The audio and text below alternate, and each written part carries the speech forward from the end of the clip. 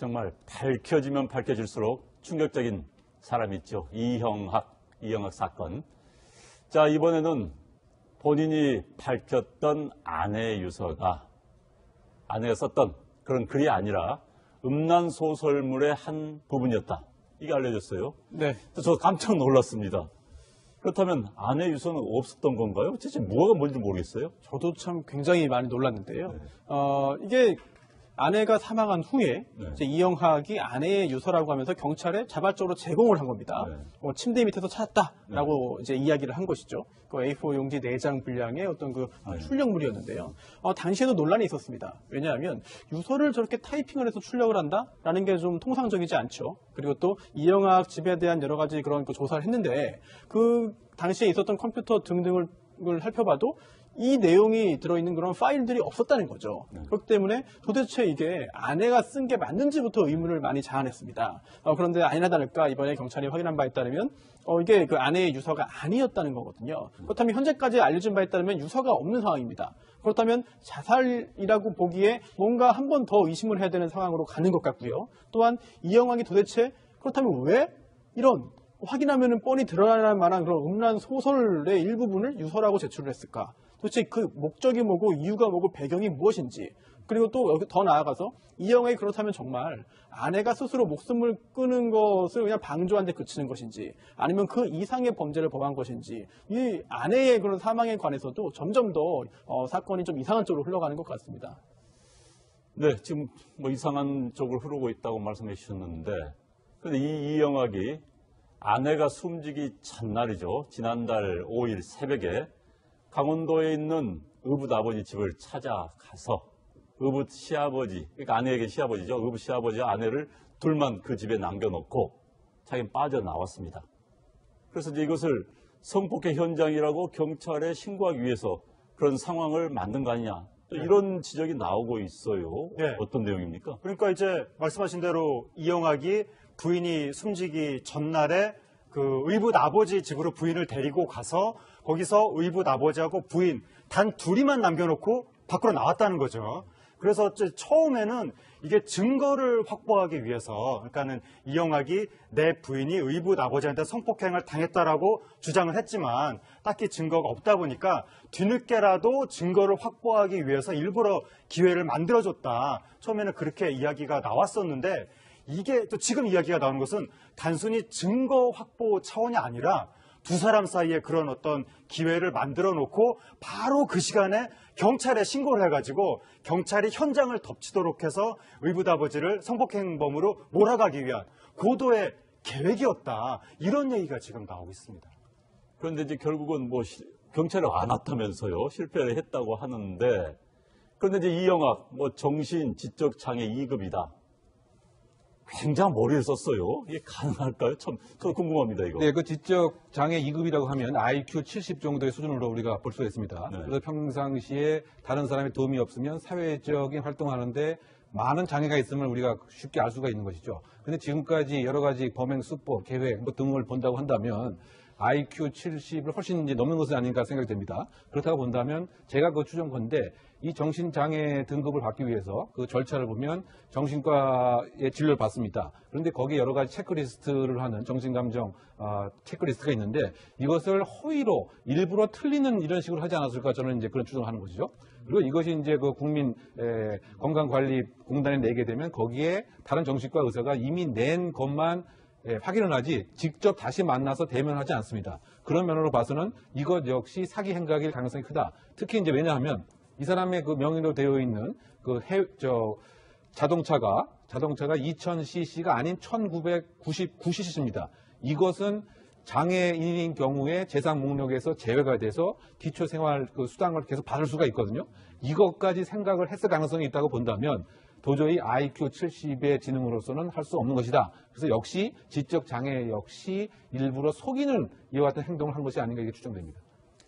그러니까 지금 이영학이 뭐 아내를 시의붓 아버지 집에 남겨놓고 경찰에 신고를 했는데 경찰이 오지 않았습니다. 그런데 이영학이 자기 뭐 당시 출동하지 않은 경찰을 원망한 듯한 발언을 했다고 하는데 본인 동네 행사에서 했다고 하면 한번 들어보시겠습니다. 당신이잖아. 어떻게 사랑을 나누고 어떻게 살았는지 우리만 알아. 아내가 원해서 8년간 성폭행을 당했대요. 근데 아내가 그런지 아내가 저한테 사랑을 증명한다고 마지막 그날 결혼면지를 끼고 뛰었습니다. 9월 5일 현장에서 긴급체포로 할 수 있는데 경찰 장마 자느라고 전화도 안 받고 그리고 그날 애기 엄마가 임신할 수 있다는 사실 듣고 혼자 방황하다가 죽은 거 여러분들 다 아셔야 돼요. 이게 이 나라 법이고 이게 이 나라에서 자, 이영학에 의해서 살해된 여중생 부모 얼마나 마음이 안타깝겠습니까? 그런데 최근 이영학의 딸 이모양에 대한 구속영장이 처음에 기각이 됐었죠. 그래서 이 부모들이 재청구를 해달라, 구속사를 해달라는 진정서를 제출했습니다. 자, 그 이유가 어디에 있고 또 그렇다면 구속영장이 다시 발부가 될 수가 있는 건가요? 일단 그 피해 여중생의 부모가 진정서를 제출했습니다. 내용은요, 그 이영학의 딸을 용서할 수 없다. 그리고 또 구체적인 이런 범행 내역을 밝혀야만 하고 또 처벌까지 이루어져야 한다라는 내용의 진정서를 제출했는데요. 이 진정서 제출은 이영학의 딸에 대한 구속영장 재청구 직후에 있었습니다. 애초에 이제 그 법원은요, 이영학의 그 딸에 대해서는 영장 발부 필요성이 없다라고 해서 기각했는데요. 그때 이유가 건강 상태 등에 비춰볼 때 당시에 뭐 도망의 어떤 그 염려가 없다라고 본 것입니다. 이유가 그리고 또한 그 소년법에 따라서 특별한 사정이 없으면 또 소년에 대해서는 구속 수사를 하지 않는 것이 원칙이기 때문이었는데요. 하지만 이제 북부지검에서는 이번에 재청구를 하면서 여러 가지 이유를 댔습니다. 상황이 바뀌었다는 건데요. 이제 이영학의 딸이 건강을 회복했다. 지금은 이제 그 구속에 전혀 문제가 없다는 것이고요. 또 하나, 청소년임에도 보호자가 없다라는 표현을 썼습니다. 물론 이제 이영학의 친형이 제가 돌보고는 있습니다만, 과연 그게 보호자, 뭐 제대로 된 보호자라고 볼 수 없다라는 그런 의미가 담겨 있는 것 같고요. 이번에 특히나 구속영장이 기각됐을 때 재청구할 수 있습니다. 하지만 새로운 사정이 있어야 되는 거거든요. 그래서 이번엔 사체 유기뿐만 아니라 이제 추행 목적의 미성년자 유인에 대한 그런 혐의까지 추가했기 때문에 법원이 다음 주 월요일에 영장실질심사가 열리는데요. 그 후에 어떠한 결정을 내릴지 굉장히 주목되고 있습니다.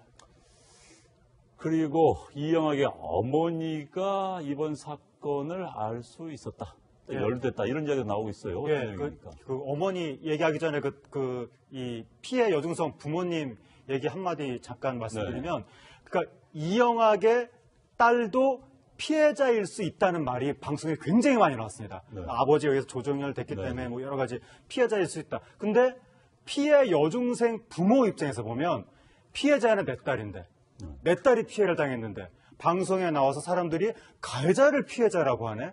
그러면은 그건 이제 하나의 과학적인 분석의 일환일 수 있지만 피해자 부모 입장에서는 그 말을 들을 때마다 비수로 정말 그렇죠. 가슴에 꽂히는 네. 듯한 그런 느낌을 받았을 것이기 때문에 정말 그 부분에 대해서 피해자 부모의 어떤 그 상처에 대해서도 우리가 조금 어루만져 드릴 필요가 있지 않나 네. 그런 생각이 들고, 그리고 이영학 모친의 경우에는 네. 이영학이 그 모친한테 그 이 모친 집 앞에다가 비닐봉투를 갖다 놓고 그걸 태워달라 이렇게 얘기를 했다는 거죠. 그래서 모친이 태워달라길래 뭐 태워줬다 이렇게 이야기를 했다고 하는데 사실 그게 좀 이해가 안 되고, 지금 경찰은 그 비닐봉투 안에 범행 도구, 뭐 넥타이라든가 수건이라든가 그리고 피해자의 옷까지 이런 게 있었지 않았겠느냐. 그리고 피해자의 옷까지가 굉장히 중요한 단서도 될 수 있고, 그러니까 범행의 그 과정을 밝히는 단서도 될 수 있고, 또 이영학의 심리를 연구하는 거기에 어떤 요소도 될 수가 있는데 굉장히 중요한 것인데 바로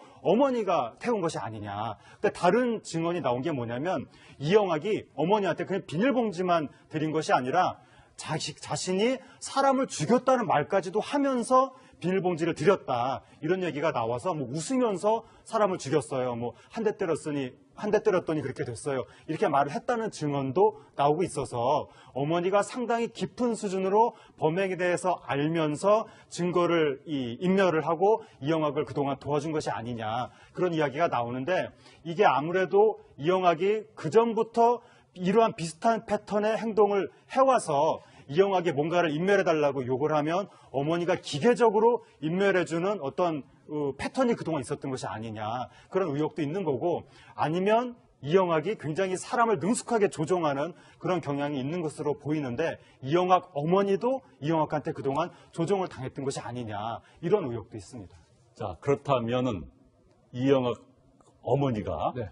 자, 증거인멸에 도왔다. 그렇죠. 자, 그렇다면 처벌이 어떻게 되는 것이죠? 그런데 그 친족이나 동거한 가족 같은 경우는 범인을 숨겨주거나 또는 도피시키는 데 도움을 줘도 뭐 처벌을 할 수 없는 것이죠. 네, 네. 형법상에는 그 가족 간의 관계를 더 우선시해서 네. 처벌하지 않는다고 하기 때문에 설령 이 모친이 모든 것을 알면서도 숨겨주고 증거를 인멸했다고 하도록 형법적인 제재는 할 수가 없다고 할 수가 있겠습니다. 네, 또 다른 사건 계속 참 그런 사건들만 말씀드려 죄송합니다만은 자, NC소프트 윤송희 사장의 부친이 살해당했다는 소식이 전해졌습니다. 그런데 이 사건의 배경을 놓고 아직 밝혀지지 않은 상당히 여러 이야기들이 나오고 있어요. 특히 용의자가 주장도 석연치 않은 부분들이 굉장히 많다고 합니다. 어떤 내용입니까? 네, 그렇습니다. 가장 중요한 게 이 사건에서의 동기입니다. 네. 범행 동기가 중요한데, 일단 그 피의자 같은 경우에는요, 부동산 일 때문에 이제 현장에 갔다가 주차 시비가 붙어서 우발적으로 살해했다라는 주장을 현재 펴고 있습니다. 하지만 지금 수사기관에서는 이 말을 좀 믿기는 어렵지 않겠느냐라는 그런 입장을 보이고 있는데요. 그러면서 굉장히 집중적으로 범행 동기가 무엇인지를 지금 캐고 있습니다. 그런데 이제 경찰 쪽에서 나오는 이야기에 따르면 지금 이 피의자가 굉장히 비협조적이라고 합니다. 네. 그러면서 그 중에 일부 처음에는 뭐 범행 사실 자체도 다 부인을 하다가 나중에 그 CCTV 영상을 보여주면서 추궁하자 범행 사실은 자백했습니다. 네. 하지만 그 동기에 대해서는 여러 가지 좀 앞뒤가 맞지 않는 신빙성 낮은 이야기를 하고 있다고 하는데요. 특히나 흉기가 무엇이며 흉기를 어떻게 처리했는지에 대해서도 계속해서 말이 바뀌고 있다고 합니다. 내일이죠. 내일 영장 실질 심사가 예정되어 있는데요. 만약에 구속영장이 발부된다면 발부될 것으로 예상되는데요. 구속 상태에서 보다 더 집중적인 수사를 해서 범행 동기와 흉기의 뭐 처리 유무 등등을 밝혀내야 될 것 같습니다. 자, 그렇다면 이 피의자 어떤 인물입니까? 피의자는 그 부동산 중개 또는 부동산 개발 이런 일을 한다고 알려졌는데 강남에서 주로 부유층을 상대로 그런 일들을 해왔던 것 같고 이게 뭐 이제 정확히 어떤 일이 있고 어떤 배경이 있는지는 알 수 없지만 이 가해자에 대해서 물어보신 거죠. 그러니까 이 가해자가 그 평소에 그 부동산 개발이라든가 이런 일들을 하면서 강남 부유층 분들이 아무래도 조금 이 생활 환경의 쾌적성 이런 거에 대해서 보통 사람보다 더 강하게 요구하는 그런 경향이 있기 때문에 그런 부동산 개발을 할 때마다 조금 이 민원을 많이 당하면서 스트레스가 축적됐을 가능성. 그러다 보니까 요번에 윤송희 씨 부친의 이 전원마을 거기에서도 그 경기도 양평에 자기가 다시 한번 또 건물을 지으려고 하는데 거기에서 또 민원이 들어오니까 굉장히 그동안 쌓였던 스트레스에 더해져서 이게 이제 격분한 상태로 가면서 그런 일을 저질렀을 가능성도 있는데 하지만 그거 말고 금품이 원인일 가능성도 있기 때문에 경찰이 지금 모든 가능성을 열어놓고 수사를 하고 있습니다. 자, 이 피의자의 행적에 대해서 여러 가지 밝혀지지 않은 또 의문점이 많이 있는 것 같습니다.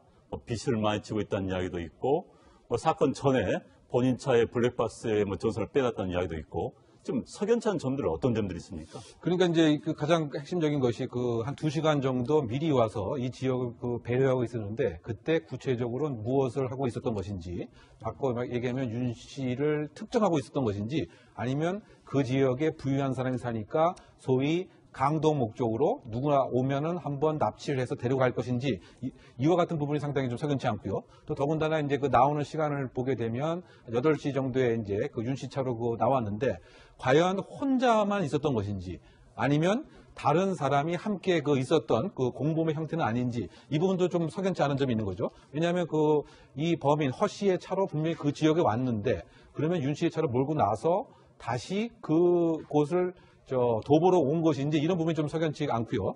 더군다나 가장 석연치 않은 것은 이 흉기에 관한 부분인 거죠. 본인 자체가 차량 안에 이미 있었던 횟집에서의 흉기를 사용해서 공격을 했다고 하는데 일반 사람이 어떻게 횟집에 흉기를 갖고 있었던 것인가. 더군다나 이 흉기를 현재 어디에 있는 것인지 이런 부분들이 아직 얘기를 하지 않아서 석연치 않은 부분이라고 볼 수가 있겠습니다.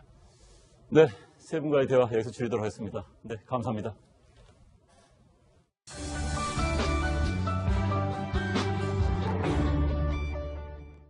성폭행 현장이라고 경찰에 신고하기 위해서 그런 상황을 만든 거 아니냐. 또 이런 지적이 나오고 있어요. 네. 어떤 내용입니까? 그러니까 이제 말씀하신 대로 이영학이 부인이 숨지기 전날에 그 의붓 아버지 집으로 부인을 데리고 가서 거기서 의붓 아버지하고 부인 단 둘이만 남겨놓고 밖으로 나왔다는 거죠. 그래서 처음에는 이게 증거를 확보하기 위해서, 그러니까는 이영학이 내 부인이 의붓 아버지한테 성폭행을 당했다라고 주장을 했지만 딱히 증거가 없다 보니까 뒤늦게라도 증거를 확보하기 위해서 일부러 기회를 만들어줬다. 처음에는 그렇게 이야기가 나왔었는데 이게 또 지금 이야기가 나오는 것은 단순히 증거 확보 차원이 아니라 두 사람 사이에 그런 어떤 기회를 만들어 놓고 바로 그 시간에 경찰에 신고를 해가지고 경찰이 현장을 덮치도록 해서 의붓 아버지를 성폭행범으로 몰아가기 위한 고도의 계획이었다. 이런 얘기가 지금 나오고 있습니다. 그런데 이제 결국은 뭐 경찰이 안 왔다면서요. 정말 밝혀지면 밝혀질수록 충격적인 사람이 있죠. 이영학 사건. 자, 이번에는 본인이 밝혔던 아내의 유서가 아내가 썼던 그런 글이 아니라 음란 소설물의 한 부분이었다. 이게 알려졌어요. 네. 저 깜짝 놀랐습니다. 그렇다면 아내 유서는 없었던 건가요? 대체 뭐가 뭔지 모르겠어요. 저도 참 굉장히 많이 놀랐는데요. 이게 아내가 사망한 후에 네. 이제 이영학이 아내의 유서라고 하면서 경찰에 자발적으로 제공을 한 겁니다. 네. 침대 밑에서 찾았다라고 이제 이야기를 한 것이죠. 그 A4 용지 4장 분량의 어떤 그 출력물이었는데요. 당시에도 논란이 있었습니다. 왜냐하면 유서를 저렇게 타이핑을 해서 출력을 한다라는 게 좀 통상적이지 않죠. 그리고 또 이영학 집에 대한 여러 가지 그런 그 조사를 했는데 그 당시에 있었던 컴퓨터 등등을 살펴봐도 이 내용이 들어있는 그런 파일들이 없었다는 거죠. 그렇기 때문에 도대체 이게 아내가 쓴 게 맞는지부터 의문을 많이 자아냈습니다. 그런데 아니나 다를까 실패를 했다고 하는데, 그런데 이제 이영학 정신 지적 장애 2급이다. 굉장히 머리를 썼어요. 이게 가능할까요? 참 저도 궁금합니다, 이거. 네, 그 지적 장애 2급이라고 하면 IQ 70 정도의 수준으로 우리가 볼 수가 있습니다. 네. 그래서 평상시에 다른 사람의 도움이 없으면 사회적인 활동하는데 많은 장애가 있음을 우리가 쉽게 알 수가 있는 것이죠. 근데 지금까지 여러 가지 범행 수법, 계획 등을 본다고 한다면 IQ 70을 훨씬 이제 넘는 것은 아닌가 생각이 됩니다. 그렇다고 본다면 제가 그 추정컨대 이 정신장애 등급을 받기 위해서 그 절차를 보면 정신과의 진료를 받습니다. 그런데 거기에 여러 가지 체크리스트를 하는 정신감정 체크리스트가 있는데 이것을 허위로 일부러 틀리는 이런 식으로 하지 않았을까 저는 이제 그런 추정을 하는 것이죠. 그리고 이것이 이제 그 국민 건강관리공단에 내게 되면 거기에 다른 정신과 의사가 이미 낸 것만 확인을 하지 직접 다시 만나서 대면하지 않습니다. 그런 면으로 봐서는 이것 역시 사기 행각일 가능성이 크다. 특히 이제 왜냐하면 이 사람의 그 명의로 되어 있는 그 자동차가 2000cc가 아닌 1999cc입니다. 이것은 장애인인 경우에 재산 목록에서 제외가 돼서 기초생활 그 수당을 계속 받을 수가 있거든요. 이것까지 생각을 했을 가능성이 있다고 본다면 도저히 IQ 70의 지능으로서는 할 수 없는 것이다. 그래서 역시 지적 장애 역시 일부러 속이는 이와 같은 행동을 한 것이 아닌가 이게 추정됩니다. 그러니까 지금 이영학이 아내를 시의붓 아버지 집에 남겨놓고 경찰에 신고를 했는데 경찰이 오지 않았습니다. 그런데 이영학이 자기 당시 출동하지 않은 경찰을 원망한 듯한 발언을 했다고 하는데 본인 동네행사에서 했다고 하면 한번 들어보시겠습니다. 당신잖아. 어떻게 사랑을 나누고 어떻게 살았는지 우리만 알아. 아내가 원해서 8년간 성폭행을 당했대요. 근데 아내가 이번에 경찰이 확인한 바에 따르면 이게 그 아내의 유서가 아니었다는 거거든요. 그렇다면 현재까지 알려진 바에 따르면 유서가 없는 상황입니다. 그렇다면 자살이라고 보기에 뭔가 한 번 더 의심을 해야 되는 상황으로 가는 것 같고요. 또한 이영학이 도대체 그렇다면 왜 이런 확인하면 뻔히 드러날 만한 그런 음란 소설의 일부분을 유서라고 제출을 했을까? 도대체 그 목적이 뭐고 이유가 뭐고 배경이 무엇인지, 그리고 또 여기 더 나아가서 이영학이 그렇다면 정말 아내가 스스로 목숨을 끊은 것을 그냥 방조한 데 그치는 것인지 아니면 그 이상의 범죄를 범한 것인지, 이 아내의 그런 사망에 관해서도 점점 더 사건이 좀 이상한 쪽으로 흘러가는 것 같습니다. 네, 지금 이상한 쪽으로 흐르고 있다고 말씀해 주셨는데, 근데 이영학이 아내가 숨지기 첫날이죠. 지난달 5일 새벽에 강원도에 있는 의붓 아버지 집을 찾아가서 의붓 시아버지, 그러니까 아내에게 시아버지죠. 의붓 시아버지와 아내를 둘만 그 집에 남겨놓고 자기는 빠져나왔습니다. 그래서 이제 이것을